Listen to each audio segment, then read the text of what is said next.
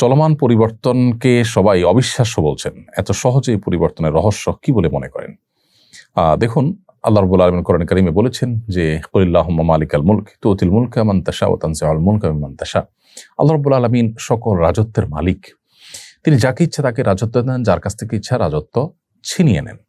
এবং এই যে হঠাৎ কিছু একটা ঘটে যেতে পারে, যিনি অসীম ক্ষমতাধর মনে করছেন নিজেকে, মুহূর্তের ভিতরে আল্লাহ তাআলা তাকে ভিখারি বানিয়ে দিতে পারেন। আবার একজন ভিখারি সাধারণ মানুষটাকে আল্লাহ তাআলা ক্ষমতার মসনদে বসিয়ে দিতে পারেন। আল্লাহ রাব্বুল আলামিনের এই সক্ষমতা, আল্লাহ তাআলার এই মহান অসীম কুদরতের কথা কোরআনে আল্লাহ তাআলা পরিষ্কারভাবে বলেছেন। কোরআনে কিছু কিছু আয়াত আছে যেগুলো সময়ে সময়ে এগুলোর প্রাসঙ্গিকতা এতটাই তরতাজা হয়ে ওঠে আমাদের কাছে, মনে হয় যে এই প্রসঙ্গে বোধহয় আয়াত নাজিল হয়েছে। দেখুন, আল্লাহ বলেছেন কুলিল্লাহুম্মা মালিকাল মুলক, হে রাসূল আপনি বলে দিন, বা হে রাসূল আপনি বলুন যে হে আল্লাহ, আপনি মালিকাল মুলক, আপনি সকল রাজত্বের মালিক, সকল ক্ষমতার মালিক আপনি। তুতিল মুলকা মান তাশা, আপনি যাকে ইচ্ছা তাকে রাজত্ব দেন। ওয়া তানজিউল মুলকা মিম্মান তাশা, যাকে ইচ্ছা তার কাছ থেকে রাজত্ব ছিনিয়ে নেন। দেখুন, এত দ্রুত পরিবর্তন হয়ে যাবে এটা কেউই কল্পনা করেনি, কোনো পক্ষ কল্পনা, দেশের কোনো মানুষ কল্পনা করেনি।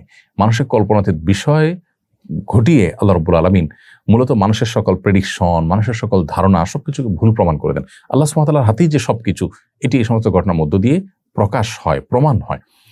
অতএব একজন মানুষ তিনি তার ক্ষমতা, তার জীবন, তার যৌবন, তার সম্পদ এগুলো পেয়ে অহমিকা করবেন না, অহংকার করবেন না, অহমিকা প্রদর্শন করবেন না, কারণ যে কোনো মুহূর্তে সেগুলো আল্লাহ তাআলা ছিনিয়ে নিতে পারেন।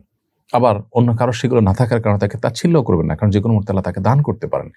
এই শিক্ষাটা যদি আমাদের জীবনে ধারণ করতে পারতাম, তাহলে আমাদের জীবনটা অনেক সুন্দর হয়ে যেত, আমরা আল্লাহর খাস বান্দা হয়ে যেতে পারতাম। সেই সাথে এই যে হঠাৎ পরিবর্তন হয়ে গেল, রহস্য কি? রহস্য মূলত এটি যে আল্লাহ যখন ইচ্ছা তখন পরিবর্তন করেন। আমরা দেখি না যে অনেক মানুষ সুস্থ সবল স্বাভাবিক কোনো অসুবিধা নেই, হঠাৎ করে মারা গেলেন, আবার একেবারেই মরণাপন্ন একটা মানুষ বেঁচে গেলেন। তো এখানে আসলে কোনো বৈজ্ঞানিক ব্যাখ্যা কাজ করে না। মূলত আল্লাহ রাব্বুল আলামিন যে সবকিছুর ক্ষমতা তার হাতে, তিনি যে সবকিছু নিয়ন্ত্রণ করেন, এটার প্রমাণ হলো এই সমস্ত ঘটনাবলী। পাশাপাশি জুলুমের পরিণাম অত্যন্ত ভয়াবহ। আল্লাহ তাআলা বলেছেন কোরআন কারীমের মধ্যে যে লা তাহসাবান্নাল্লাহা গাফিলান আম্মা ইয়ামালু যালিমুন, যারা জালিম তাদের ব্যাপারে আল্লাহ তাআলা গাফিল উদাসীন হয়ে আছেন এমনটি তোমরা মনে করো না।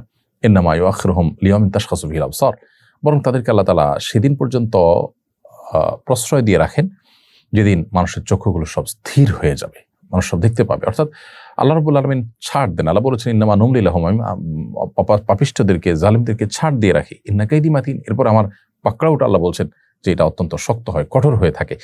জুলুম যারা করে তাদেরকে আল্লাহ দুনিয়াতে পাকড়াও করে। দেখুন, আদম আলাইহিস সালামের ছেলে যে কাবিল, সে তার ভাই হাবিলের প্রতি অবিচার করেছিল, আল্লাহ তাকে পাকড়াও করেছেন। নমরুদ ইব্রাহিম আলাইহিস সালামের প্রতি অবিচার করেছিল, আল্লাহ তাকে পাকড়াও করেছেন।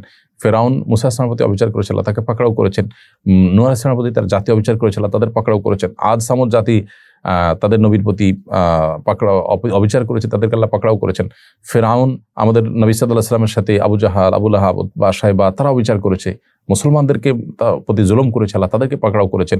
একসময় পৃথিবীর বড় বড় পরাশক্তিগুলো, আমরা জানি তাতারিরা, অনেকেই পৃথিবীতে একেবারে নিজেদেরকে অপরাজেয় শক্তি মনে করেছে, আল্লাহ তাআলা তাদের সবার দম্ভচূর্ণ করেছেন। সো জুলুমের পরিণতি অত্যন্ত পরিষ্কার। যারা জুলুম করে দুনিয়াতে কিছু অপরাধের শাস্তি নগদ দিয়ে থাকেন, জুলুম যারা করে তাদের এই জুলুমের শাস্তিও আল্লাহ তাআলা নগদ দিয়ে থাকেন। এটা এমন একটা শাস্তি যে নবী সাল্লাল্লাহু আলাইহি ওয়াসাল্লাম হাদিসে বলা হয়েছে যে আখিরাতের শাস্তির পাশাপাশি নগদ দুনিয়াতেই পরিণতি ভোগ করান সেই অপরাধগুলোর মধ্যে একটা হলো জুলুম। অতএব আমাদের ব্যক্তিগত পর্যায়ে আমরা যেন কারোর প্রতি জুলুম না করি, কোনোভাবে অবিচার না করি, কারো হক নষ্ট না করি।